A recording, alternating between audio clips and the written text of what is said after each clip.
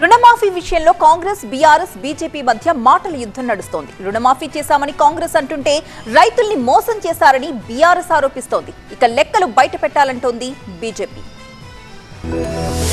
31,000 కోట్ల రూపాయల్ని ఈ దేశ చరిత్రలో ఎవరూ చేయని విధంగా ఈరోజు రుణమాఫీ చేసి ముందుకు పోతా ఉంటే సిగ్గు ఎగ్గు లేనటువంటి ఆనాటి పాలకులు 1,00,000 రూపాయలు కూడా రుణమాఫీ చేయలేనటువంటి వాళ్ళు అడ్డగోలుగా మాట్లాడుతూ ఉన్నారు. ఆధార్ వివరాలు సరిగా లేని 1,65,000, ఖాతాలు తప్పులున్న 1,50,000, రేషన్ కార్డు లేని వాళ్ళు 4,83,000, 2 లక్షల పైన రుణాలు ఉన్న వాళ్ళు 8 లక్షల ఖాతాలు. క్లియర్ బైఫర్కేషన్ కూడా ఉత్తమ్ కుమార్ గారు చెప్పిండ్రు. మరి ఇంత స్పష్టంగా ఉన్నాక మొత్తం అయిపోయింది, దేశంలో ప్రపంచంలో ఎవరు లేని నేనే చేసినా అని ఎట్లా డ్యాన్స్ ఇస్తారండి? ఏం దగా, ఏం మోసం? ఇన్ని లక్షల మంది రైతులను మోసం చేయొచ్చు ఒకటేసారి. ఇప్పుడు బ్యాంక్ అధికారులేమో ఇన్ని లక్షలు అంటున్నారు, మీరేమో ఇన్ని లక్షలు అంటున్నారు. ఈ కన్ఫ్యూజన్ ఎందుకు అనేది?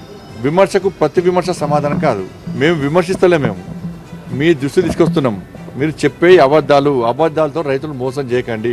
మీరు నిజంగా రుణమాఫీ చేస్తే రైతులు ఎందుకు రుణమికి ఆందోళన చేస్తారు?